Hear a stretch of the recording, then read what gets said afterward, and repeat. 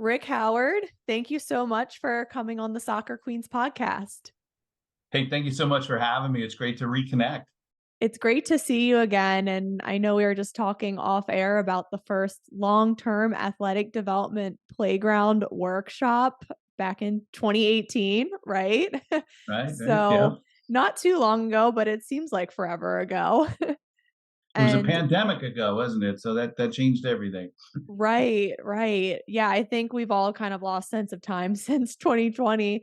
But I Hmm. just remember the LTAD playground being the start of like my passion for working with youth and really focusing on long-term physical development. And I just want to kick things off first with what work you're doing now in the long-term physical development space, all of your amazing research. You've written the position statement for the National Strength and Conditioning Association.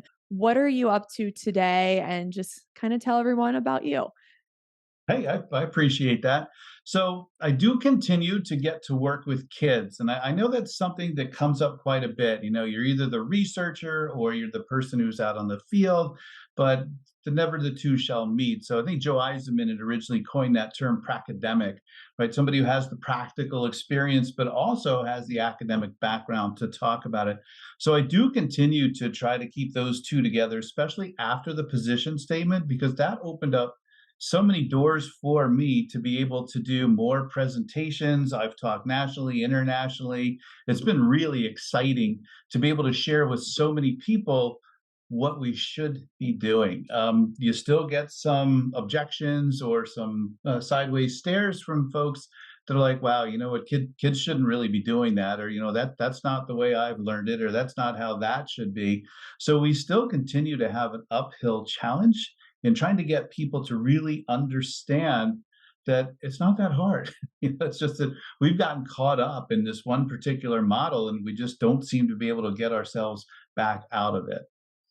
So, everyone listening, Rick is one of my go to researchers, but also practitioners, which, and I love that term from Joe, the pracademic. Is that what it was? Yes, yes. That is so incredible, and I think we see more of that coming in the youth space where there are great coaches, great researchers as well, and that's why I wanted to have you on to really talk about the ins and outs of long-term athletic development and the pathway that youth should be taking. And it's so interesting having this conversation because when we were growing up, we were already doing some of these things that we're trying to convince people to still do and that they're still incredibly beneficial. So let's kind of start off with the problems here. Why do you think there's so much pushback in this space for our youth athletes? Well, there are a bunch of things, and one of them is that parents really they think they're doing the best for their kids, and so there used to be this thing that how do you deal with parents? I'm like, oh my goodness, like if you have children, you know that they're your world. You're not dealing with parents, right? Your parents are the ones who really want the best for their kids, but where they're getting their information isn't always the best for them in order to really help their kids get what they need. So because they're awfully concerned about just letting their kids out and play, like we used to do, like we'd come home from school, we would actually change into play clothes and then go out and play. And we had to either be in by dark or we had a certain time when we knew dinner was ready. And that's when we came back home. And that doesn't happen anymore. And I keep thinking about this because I don't know if we can return to what we had. The environment is completely different now. So I think part of the problem is that we had it so good, but I don't think kids can have that now the way we had it. And then the other side is parents, because they don't think the kids can have that now, look for an alternative solution. And this really highly structured format of youth sports really seems to solve that crisis for them. They can't just let the kids out after school. Like, well, I want them to be active and they think they're doing something really good, right? So I'm going to sign my kids up for this, that, and the other thing. And they'll be active just like I was, but it's different. So I think that's one really huge issue that we're battling now. The other one is we become so product oriented instead of process oriented. Like when we grew up and played, nobody was worrying about, as we're riding our bicycles around town, that we were going to be the next Olympian or that we were going to go pro. We were just out having fun. right? But now everybody's really worried about that product and it's so competitive. And so everything that we're doing, we get kids involved in these summer camps and youth leagues and elite teams and all of these other things that are completely developmentally inappropriate. But we sign them up because we have that notion that, our kid's going to be that one standout. The NCAA data might tell us that only 1 in 111 students are going to get that college scholarship, but by gosh, that's going to be my kid, right? So it doesn't matter what data we put out there and say, why not just focus on being physically active across the life course? Why not focus on the fun? Why not focus on getting all of the things in place for kids like we had them to enjoy that and be able to put it out there? So those are the two biggest factors that I see right now is there's just such a huge push to keep that professional model of youth sports going, and parents are kind of stuck. It's like, well, what else would we do? That makes me so sad that we might not return back to what we had because I'm just having flashbacks to going outside, playing Foursquare. Tetherball was another epic game. Hmm. Manhunt, hide and seek, like all these games. I'm just like, dang, like, and we were running around for hours, not just like 30 minutes in the backyard. We were like running around for like 6 hours a day and then getting Yeah. home at night. And our parents are yelling at us to get back in. It's getting dark out, and now, like, you don't see that that much. No, no, So you it makes don't. it makes me really sad too. But I think the parents listening are like, well, what's the problem with playing year-round sport? They love it. They get, the social benefit from it. They just love their sport. What would you Hmm. say to that parent? It's a great question. I've been thinking about this for a little bit now because how do we fix it? And I think it gets back to what we think about with early sports specialization, and we really break those words down. And you break it down backwards, right? So you look at specialization. We didn't specialize, we played. Now it's all about specializing in something. And that just happens to be, in this circumstance, sports. So there really is no clear cut definition of what we mean by sports specialization or even early sports specialization, other than to say that kids are playing one sport at the expense of other sports. And then somewhere along the lines, that really affects the volume and intensity of what they put into that sport. We didn't do that. There's also a balance that we're supposed to be striking between sports and play. We're not getting that if we're always playing a sport. The other part that is often overlooked is that social aspect. Yeah, kids are getting socialization on their one team or their one club, but like we played with all kinds of kids in all different environments. We played kind of like Canada looks at with physical literacy, right? In a variety of surfaces and a variety of environments with a variety of implements. One of the things that's missing for kids now is they're always playing like soccer, for example, on a perfect pitch, right? We didn't have that. We played in the street, we played on the playground, we played wherever we could. So there are different tactics and strategies that comes with being on different surfaces that you don't ordinarily get if you're always in that premier environment to play. So how do we get kids past that to learn and recognize what to do, how to be with different groups of kids, how to use different size objects and implements? And I love to come back to the notion of field day because I think that, to me, that's a solution. Like, if you go to this, there are all these huge fields, right? Why do we just play soccer? Why do we just play football? Why do we just play baseball? Like, there are so many variations of those games that kids could play to make it fun, to really develop those skills. So maybe a parent doesn't want to send their kid just out to go play because they feel that that's not really safe, but they could take their kid to one of these wonderful places and have different experience within that same environment, rotate around to different groups and to different experiences. I was looking, the President's Council met recently, and I was looking at some of the historical data of the President's Council. Way back when it first started, the person who was the head of the President's Council was a big advocate of free play for kids as a way to get them to be more physically active. What happened to that, right? You can actually trace historically President's Council through the different presidents and their initiatives and incentives and everything has gotten much, much more structured because we always felt that we were behind, right? And so that's an issue. Were we really behind? I don't know. You look at the data now, the fitness of kids across not just the US, but every other country has gone down in the last 30 years. So we have two scenarios going on. One, 25% of all kids never play a sport. So, their fitness is probably going to suffer if they don't have that opportunity to go out and play like the other kids do on a sport, and there's no way they can go out after school. They're not getting any of the fitness that they need. For that other 75, they're either playing one sport, which works on certain fitness attributes, certainly, but not all of them. So, how do we balance all of the different fitness skills and abilities for all kids across growth and development rather than just focusing on those specific factors inherent in just one sport? So, we have to figure out how do we put together a scenario that's fun for kids. And I go back to that and say, well, we can't just open up the doors and say, go back out. They'll open up new parks and then nobody goes. So even though we open up what we used to have, it's different now. So how do we make that more creative and say, it's interesting because I mentioned earlier, 25% of kids don't play sports ever. 97% of all kids have played a video game. That's huge. So what are they doing? What are they getting right? What is it that's engaging kids in the process? Tom Ferry from the Aspen Institute, one of his key plays is to ask the kids. We don't do that, but it's in all the literature. In fact, a couple countries have even created documents of asking kids what they want to do and what they would like. And kids are smart, like they know what's going on. When I taught phys ed, we had a unit where kids would bring in their favorite games and teach it back. So they either learned it at camp or they learned it at, a family picnic or somewhere or another.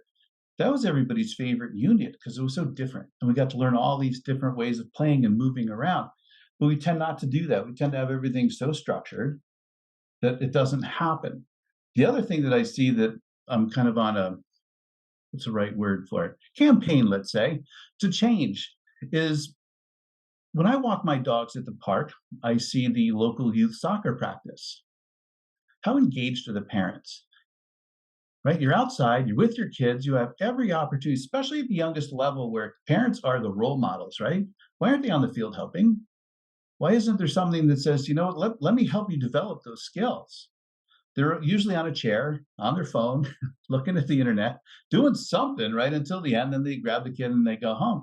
But I've been watching them lately, and it's fascinating to me that a lot of the kids who are playing haven't really developed the motor skills to be playing, nor are they being taught in the practice. And of course, this is isolated just to where I am. I know that folks like you are out there doing a great job making sure that kids are getting all those skills, but there are lots of other places where they're not. But you know what they do know? They'll kick that ball and their approach to the ball, their skill pattern, they never really learned it. Nobody really taught them how to kick the soccer ball. So it goes, let's say 15 feet wide of the net. What happens at the end then? They'll do the victory celebration with the most precise motor skills you've ever seen. Why? They practice that, right? They see it on TV, they practice it. They can do the single arm dance, they can do the all different types of dances really, really well, but they never learn the skills because nobody's showing them. Why aren't we helping kids to really develop them within the practice scenario? We go right out there, we have 8-year-olds playing games. Well, they don't have the skills to play the games. That's why they call it swarm soccer, right? So everybody's like swarming to the ball, looking for the oldest kids who can actually kick and be able to make the ball move. So although a lot of sports have adopted this short field model to be able to give kids more opportunities to be able to play, kick the ball, we still haven't really backed that train up to make sure that they do know how to kick or that they get practice with that within what they're doing in their sport. So we're doing kids this huge disservice when we go and measure their fitness because they don't have the motor skills. And if they don't have the motor skills, then they don't have the competence. If they don't have the competence, they don't have the confidence. If they don't have the confidence, they don't really want to continue to play and then it no longer is fun. So, it used to be that 70% of kids dropped out of sports by age 13. That number is trending down to like 11 in the US and lower in some other countries. I'm like, wow, 11. We were talking earlier, like you and I haven't even started to play organized sports yet. And our kids now are dropping out. So what happens then? They never really learned the skills. They never really learned the love of the game to embrace it. And now all of a sudden they're out. Now what? Now they're back to video games and we blame video games. It's not video games' fault. They're doing it right. It's our fault. Like we need to be the ones who need to step up and say, you know what?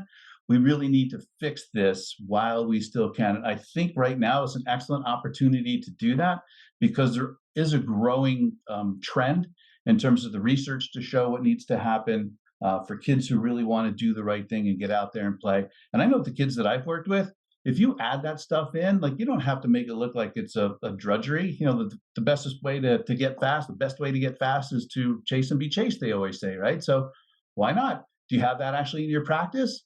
No, if you had just running form drills, you don't really learn how to apply it and what that is. So, yeah, I just see some of the craziest stuff out there because people will see something either on Instagram or somewhere or another and say, "Oh, I need to be doing that too." I'm like, "Well, why do you need to be doing that? Why aren't we just developing the fundamental skills in a fun way and then applying it to a sport or a group of sports or just some of the skills like, all right, so can you kick? Can you kick a soccer ball? Can you kick a football? Can you kick like a karate kick? Like, can you kick in the pool? Like, there's so many different ways of kicking, and yet we only have our kids doing one kick, one sport all year round, and then they're lost because they don't develop the requisite skills to be active, which should really be the outcome we're looking for.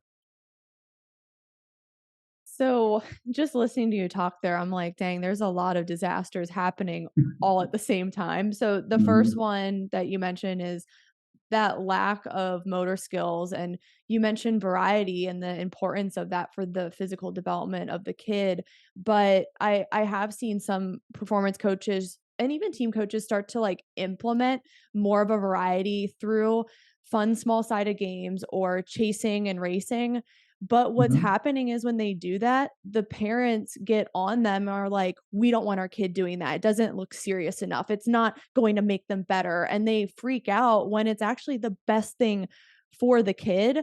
So I Mhm. think what needs to happen here is we need to define, okay, what are motor skills and why do our youth need a variety to be better at their main sport? So let's get into that. All right, cool. Motor skills, most of us think of a lot of our motor skills that we use for moving, right? Our physical skills of running, hopping, skipping, jumping, throwing.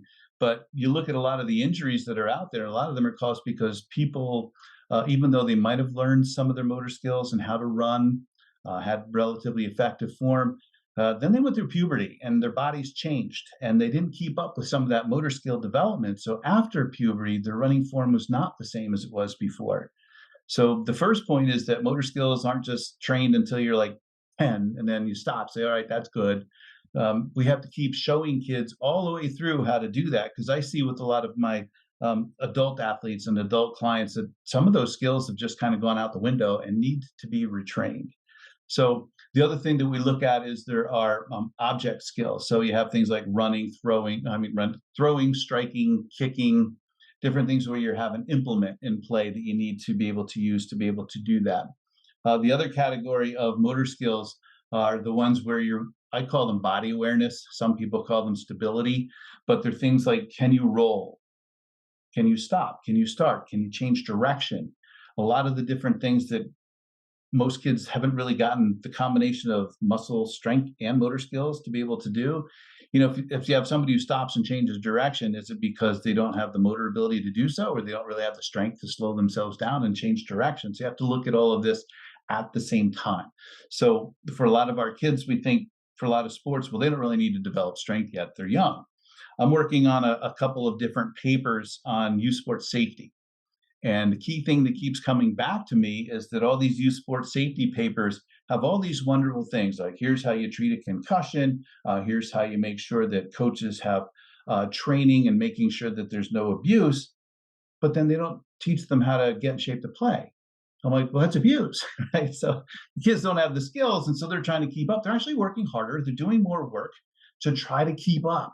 And so now when you look at the volume and overall impact of that on their training, they're working harder than the other kids. So all kids need to actually have some of that fitness incorporated into their training so that they're in shape to play. You don't play to get in shape, right? But we don't see that quite often in youth sports. And it used to be when we grew up, we were out playing all the time. We played in phys ed, we played after school, we played on the weekend. So we had that at least background of play and fitness. Kids don't have that. Phys ed gets cut from schools, resets gets cut from schools. A lot of these things the kids used to have when we grew up aren't there, and they can't play after school. So the only time that they can really get in shape to play is during that sports participation. But if it's not built into the sports model, they're just getting out there and basically they're setting it up to play as if they're in an adult league. right? So they find the best kids who can get out there on the pitch and say, all right, here's our starting team. The rest of you sit over there. And if we are up by enough, we'll let you go in. You can practice. But, if you really go back and see how much physical activity those kids are getting, it's not that much. If you play 2 or 3 games a week, and those kids are on the sidelines the whole time, they're not getting a whole lot of physical activity. They're not developing those skills. So I had a wonderful job when I was in Philadelphia where I was in charge of middle school sports. So we were able to, for a lot of our sports, say, all right, football is a great example. All the athletes had to play at least 4 positions in every game. Middle school age kids aren't fully developed. You might have a kid who's 6'2" and 220 pounds. That might be as big as that kid ever gets. You're playing him on the line. He might be better at a different position by the time he's a junior or senior in high school. So we want that kid to learn all those different positions. We saw that recently with the shot putter who ended up running the 110-meter hurdles, right? She was just able to step in and be able to do that. But had all of the athletes learned all of the different events, it wouldn't have been as much of a spectacle to be able to see that. So I think it's important that we don't assume that if a kid is a certain size at a certain time, that that's going to be where that kid should always play. Because if that child develops or all of a sudden is a late bloomer, for example, like I was, all of a sudden you shoot up in high school, you're like, wow, wait a minute, this kid would have been really good here. But we never taught him or her how to play that position. So we're stuck with this person who now only knows to play this position, but their body size isn't suited for it anymore. So there's a lot of stuff that we really need to look at with motor skills, but you could look at the motor skills inherent in each sport. If you look at soccer, for example, largely a lower body dominant sport in terms of motor skills, but it doesn't mean that you can't implement and integrate upper body motor skills, throwing, for example, on different implements, different sizes, different games, so that you get a complete background within that. I had a friend of mine who's twin girls who were in third, fourth, and fifth grade. They only wanted to play softball. He's like, I don't know what to do. Like, I know all the stuff they're supposed to do. They just started including like different games as part of their warm up. Like, warm up doesn't have to be a dry process where, all right, everybody run to that line, everybody run back, everybody side shuffle, everything. Like, you see all these warm ups that are taken out of the pros as well. Have them run around and play, because the whole idea of a warm up is to get them ready for practice, right? So you could play different games with different motor skills. I just did a presentation in Wisconsin a couple months ago, which is pretty cool, where we were showing strength coaches how to do that. Like, how do you play games to work on specific physical attributes that you would need that are either not getting developed in practice, or that your athletes need to work on a little bit more in practice. So it's fun. And the kids are all ready and they're like, here we go. And they've learned all these great things. And they had fun at the same time, because we always say that's the number one reason kids play sports, is that it's fun. Fun is an interesting notion because it doesn't mean that they always have a smile on their face, right?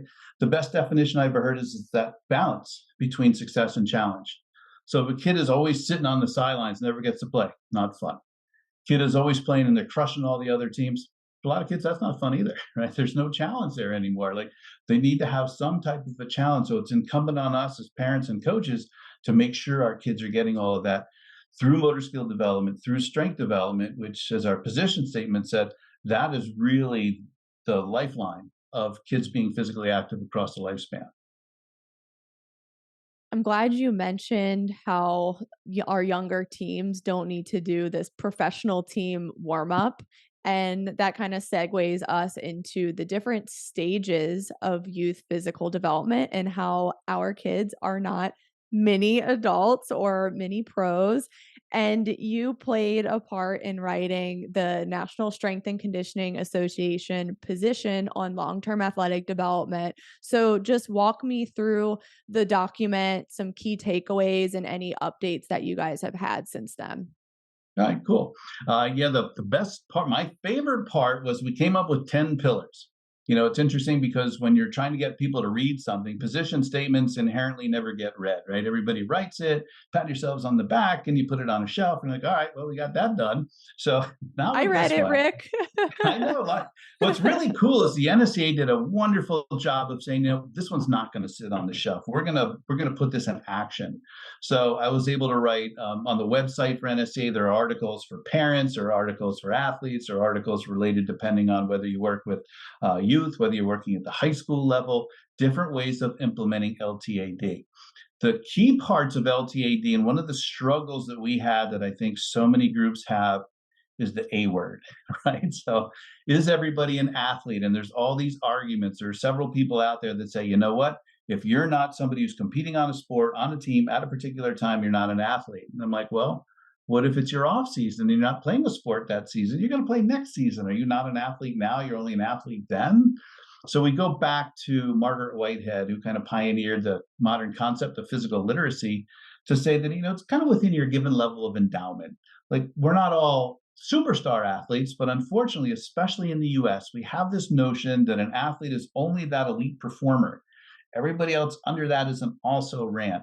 It's not true because, again, you don't know where people are going to come from, right? Everybody watches Tom Brady's combine video out of college. He didn't even look like he played football. He looked like he just, left a frat party and showed up and said, "What's going on here?" Right? But what a great athlete he was. So you can't judge it by appearances. You can't judge it based on performance in one sport or at a particular point in time. The key to the paper was really that the processes within long-term athletic development, all of the attributes that we can develop, whether it's your cardiovascular fitness, your muscle strength, motor skill development, agility, balance, coordination, they are all trainable across childhood and adolescence. So it's not that, okay, you have to wait until after puberty before we start resistance training, because resistance training doesn't mean maximal powerlifting, right? And people get that notion in their head that, oh, they're lifting all this weight, that's bad, bad, bad, bad, bad. Tug of war, resistance training, right? Push-ups, resistance training, partner drills, resistance training. There's so many different ways that we can help our kids get the strength they need without using heavy weights, but introducing them to a variety of implements, kettlebells, bands, all kinds of things that are just fun. You can take them out to practice. They don't cost a lot of money. They're transportable, easy to use, and kids can get stronger using them. So that was one of the key pieces that we had. My favorite part, though, is Pillar 5. The health and well-being of the child is the central tenet of long-term athletic development. Of course, I voted for it to be Pillar 1 all by itself, but, there were 10. They weren't in any particular order, so having it right there in the middle is just fine.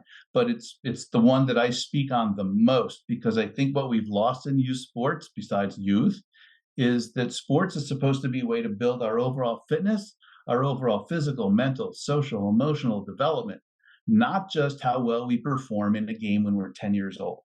We've lost that, right? So we'll have kids who are 10 who get hurt, and the coach is like, "Oh, you got to play. We need this win." I'm like, the kid plays. They're probably going to be hurt now for the next 3 months. Is that really helping their health and well-being? No. So we use a different lens than what we really should be using when we're looking at youth sport. Like, whoever looked at it later on and says, "Hey, I was U10 champ way back 30 years ago." I'm like, "Yeah, so what?" Right? So good for you, but now what? Right? So how do you help that person to really be healthy and well throughout their entire life course? It's great to see now that a lot of teams are implementing different, like, wellness strategies. How much sleep are you getting? How much rest are you getting? What's your nutrition look like? What's your stress level? What's going on? How can we help? Especially post COVID, when we know that the mental effects have been much more pronounced than they were before. And we really need to be paying special attention to that with all of our kids.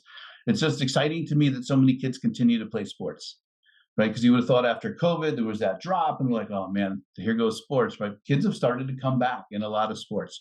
Some sports haven't regained their pre-COVID attendance and participation yet, but it's great to see so many kids coming back, because kids do want that social element that sports can bring. They do want to connect with peers.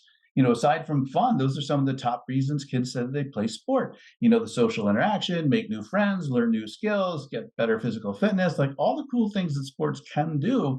But if we're focusing only on, who's going to make it to the elite level championship, where we're going to play the team from 2 towns over, but we're going to play them in a state that's 8 states over to be able to do that.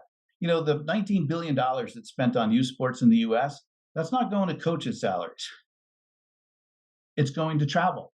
It's going to hotels, it's going to airfare, it's going to food, and then swag, right? The team uniforms, the bumper sticker on the parent's car, parent of a U10 national champion, whatever it says. So we really need to take a look at how we're facing some of those problems, what solutions we can create. So I think within the position statement, it said, kids should develop all the different motor skills. They should develop physical fitness, not only health related fitness, which is the one that's most often produced in schools. So cardiovascular fitness, muscle fitness, and flexibility, along with body composition, but also skills related fitness, agility, balance, coordination, power, speed. Like all of these things should be trained in all kids because these are some of the things in adulthood that adults lack and then become key sources of injury. All of a sudden you have to get out of the way. You can't. Like you haven't done that in years. There's a really cool quote I'd seen somewhere that said that we begin to get older the minute we stop doing the things we did as kids. So all the parents and coaches listening, like how many of you still sit on the floor and then get up? Like we were kids, we did that all the time. We could pop up. Now it's a test. Like how many limbs you actually have to put on the ground to get up from a seated position on the floor. The more limbs you put in, the more at risk you are to actually get up. So we should be doing a lot of that stuff that we used to do just to continue to play. And that gets back to my point of why aren't parents helping out with their kids, especially at the youngest levels with the motor skills? Maybe it's because we know that so many parents had a negative experience in phys ed growing up. They're like, oh, I don't really know how to do that. That's why I have my kid out there. I want him or her to know that because I never got that experience, right? So maybe there needs to be like not a boot camp, but like a camp for parents. Here's how to touch a soccer ball. So some of those things you mentioned earlier, like parents don't want to see when kids are learning skills. They just want to see them playing a game, right? Because that's what they know. But parent education, I think, is going to be a huge part of this moving forward to get parents to really understand what long-term athletic development is, how it helps the development of the whole child, and how we integrate strength, motor skills, talents, and abilities for all kids of all ages at all times. I want you to expand more on the injury piece because I like that you wanted the health and well-being of the child to be the first pillar. I totally agree. We should always aim to do no harm and to make sure the child is the healthiest they can be and we're mitigating injury risk.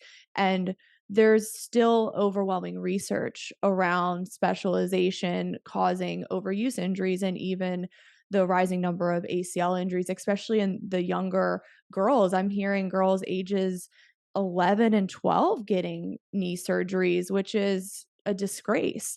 So, what are your thoughts on the connection between specialization and overuse? Well, it gets back to that whole point of how many skills and abilities are kids learning.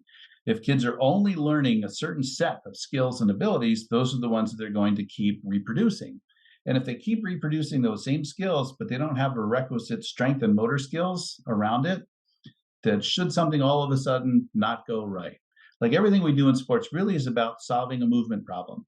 So if all of a sudden we're trained to solve the movement problem in a certain way under specific circumstances, and then we get shifted out of that position and we don't have the requisite strength and skills to adapt, we get hurt.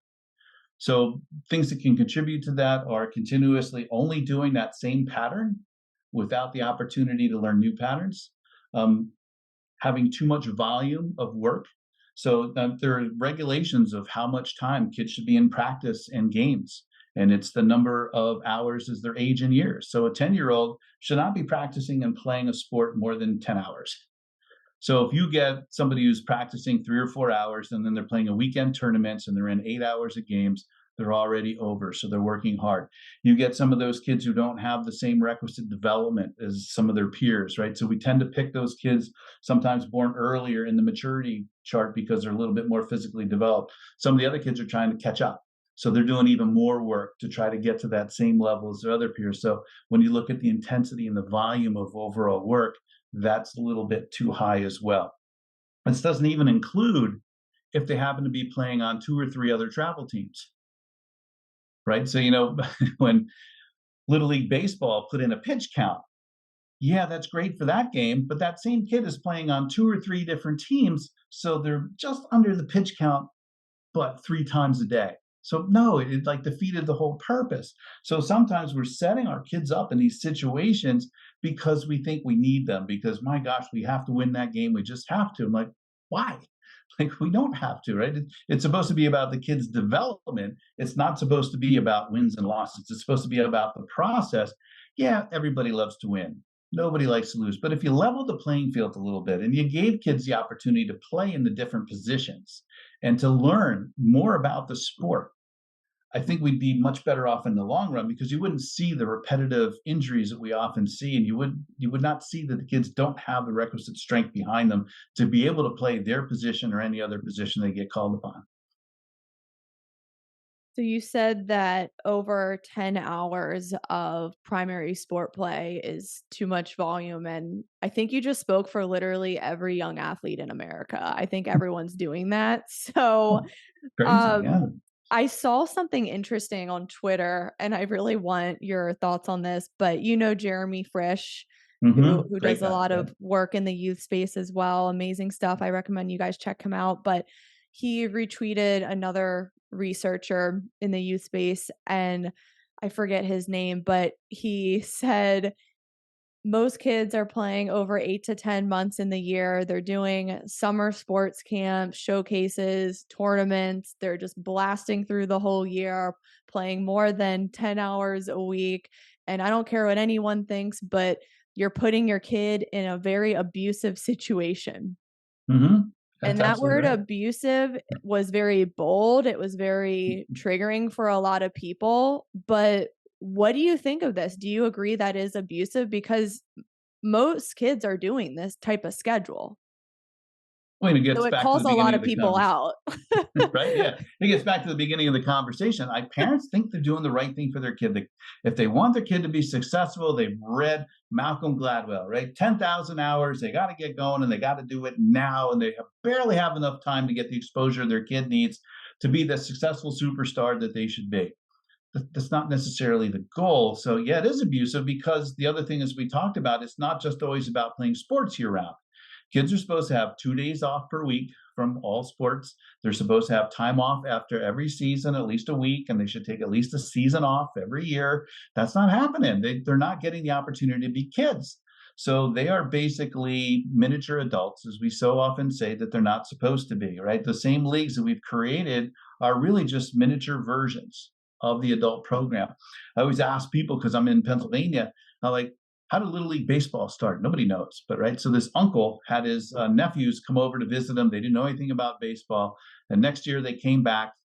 The uncle and his best friend put together this whole program and said, "All right, here it is. We made the base path shorter, the ball smaller, the bat smaller, fewer innings." They just watered it down. They made a miniature version of the adult version of baseball. They didn't set it up in a way, well, we're going to teach you different ways to throw different size objects to different targets, stationary, moving, and then eventually you'll be able to graduate into playing baseball. They just made a miniature version of it. And we've done that with almost every sport that's come down the pike. So we really need to go back and put the fun back in, give kids time to be kids. There's supposed to be like a 2-to-1 ratio of structured play and non-structured play. Where's the non-structured play? Where are kids getting to be having fun, just going out and playing? In some of the programs that I've worked with, it's with a lot of private school kids. Their whole lives are structured from before they're born, right? So the only way we're giving them some free time is within the structure of their play sessions. Say, all right, because if you talk about the coach's eye, that's a great way for us as coaches to be able to watch how those kids move when they don't think anybody's watching, right? So if they're mimicking the drill they think they're supposed to do on the field and the pitch and the pool, wherever, they're going to try to do it based on the way they think we want to see it. But if they're just out moving and then all of a sudden they're like, wow, they can't juke anybody, right? Their agility, their change of direction, not very good. It really helps to pick up on some things that you could implement in practice. Plus, the kids get to have fun and move in a completely different way. So it's not free play in the sense that we're just going to let them go. We're not paying any attention.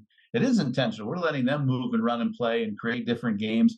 Gaga is always one of the favorite ones. Kids just like to play on their own, right? They just go out and then you can see so many different things. How do they throw? How do they move? How do they play with the other kids? You really get to see that when they don't think that you're looking.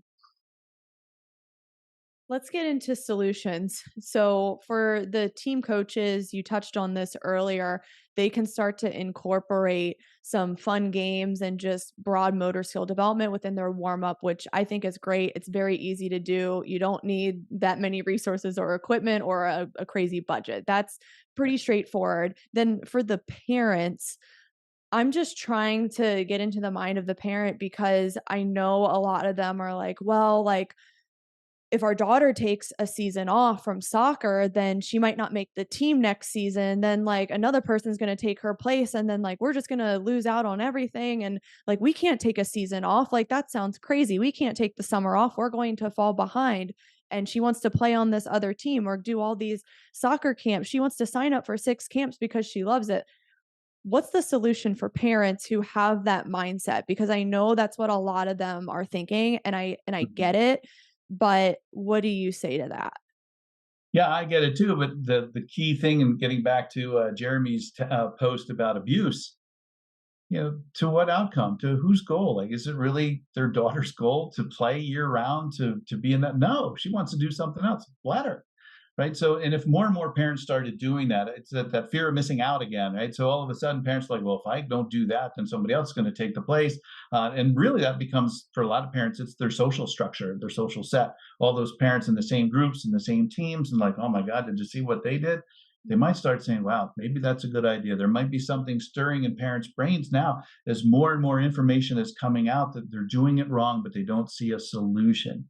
So there might be an opportunity to do. We were talking earlier about the LTAD playground. There's something that Steve Boyle does with 241 Sports. So he incorporates camps where you do multiple sports. You learn to have fun playing different games in different ways.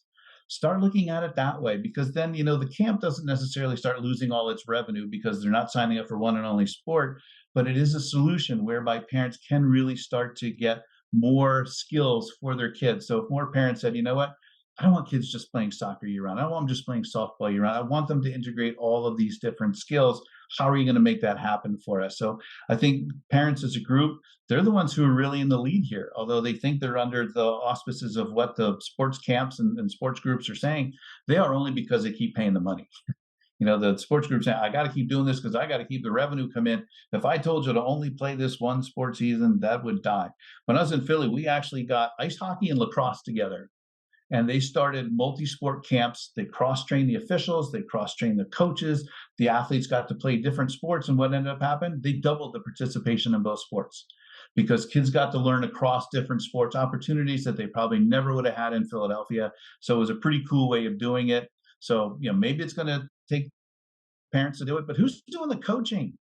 It's the parents, right? So they're the ones that are getting drawn in by the groups and camps and stuff to help out. So instead of saying, you know what, I'm not going to do this anymore. I want what's best for my kid. Here's what the literature says. I believe everything Eric has ever said, and so this is the way I'm going to go. That's what needs to happen. I agree, and I do think that education piece is really important for parents, and I encourage all the parents listening to just really dive into the literature, follow performance coaches like Jeremy Frisch who are doing great motor skill and athletic development with kids. And Rick, are there any resources you recommend for parents or just anything you have or other people to follow, books to read? Because I just know what parents are blasted with on a daily basis. And like for those of us talking about long-term athletic development, we're kind of sticking out like a sore thumb. And like this is the first time some people have ever heard what we're talking about. So what are some other resources or books you recommend? And I'll link them all below as well. Oh, cool. Well, it's interesting you mentioned that because I'm right now rereading this book. Wait, See, that was. see, I'm so rereading it. I've I read it read when it this first, 10 times. I'm right? rereading too. Yep. So I'm rereading this book. It's got lots of great points for parents in that. I highly recommend it. The United States Olympic and Paralympic Committee has great resources on their website for their version of long-term athletic development, which they call the American Development Model. There's actually a cool paper that was just written by the committee for parents.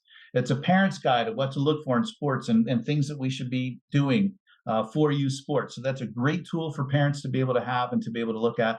And for coaches, it's got a whole section for coaches as well to help with the development of young athletes. Of course, I'd recommend NSCA's long-term athletic development paper. There was an article, actually, I just shared a couple of days ago because it came up in my memory from back in 2016 of how parents should be looking at youth sports, developing the skills, getting kids involved as early as possible, parents as role models, going out playing with kids, being with kids, helping them to develop along that path.